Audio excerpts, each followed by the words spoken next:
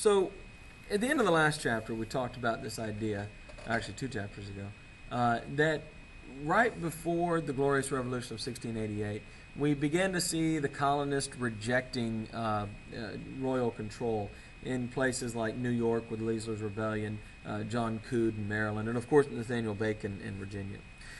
Well, once William and Mary come to the throne in the Glorious Revolution, England takes a different approach to the colonies, and they begin to leave them alone and let them do what they want. Now, we call this period, that goes on for a long time, really from 1688 until the late 1750s, we call this salutary neglect, or benign neglect.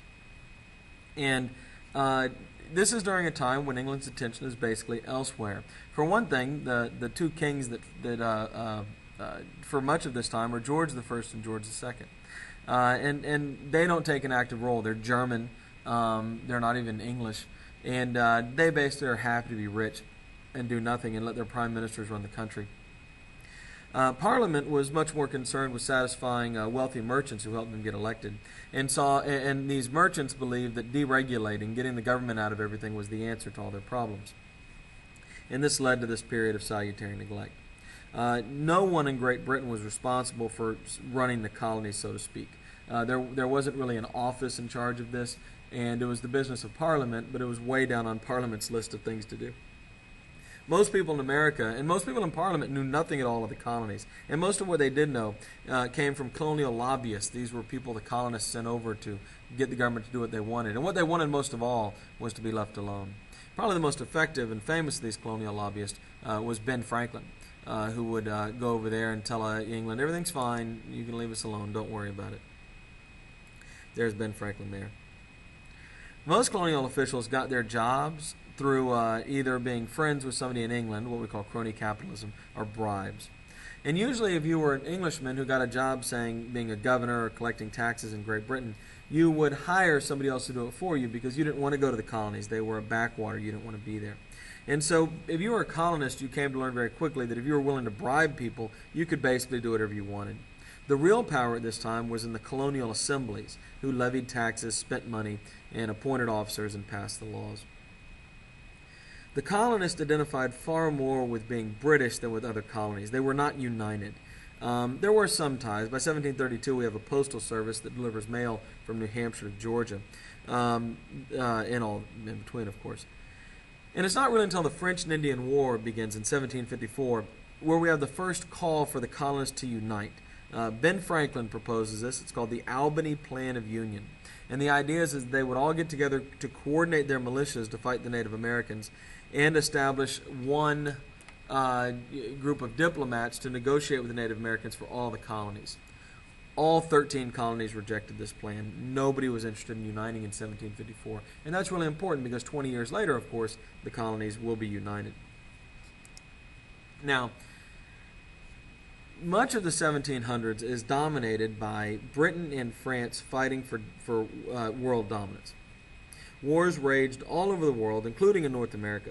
And of course, this is going to culminate in the French and Indian War in the 1750s and 60s. Great Britain wins control of trade from France in the 7 Years' War, which is what the French and Indian War leads to. And this is going to end salutary neglect, and that's what we're about to get into now. The French have been expanding into the Ohio River Valley. If you look over here, France is this lighter color here.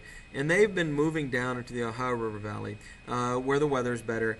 And they've been converting the Native Americans there to Catholicism. The French are great missionaries trying to make everybody Catholic, of course.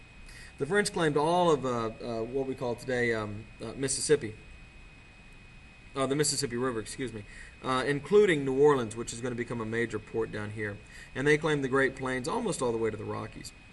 Their most important city is Quebec, and the French and the British were constantly trying to convince the Native Americans to team up with them. Great Britain had a lot more money and trade to offer, but France was tolerant and didn't and were willing to work with the Native Americans and not kill them.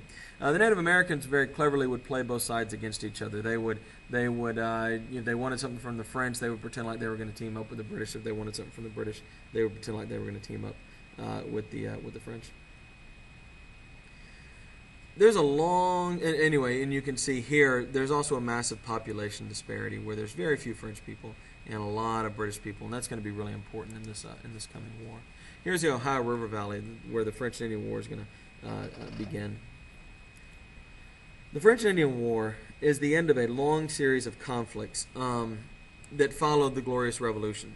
We don't need to know too much about these, but we should understand them.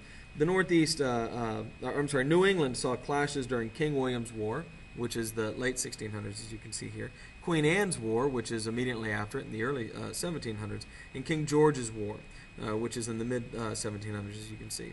In all these cases, colonists are actually battling against French and Native Americans, and I should add, alongside Native Americans, the great power, the Iroquois, which was a confederacy of 5 tribes, tended to side with the British, and while most other tribes tended to side with the French.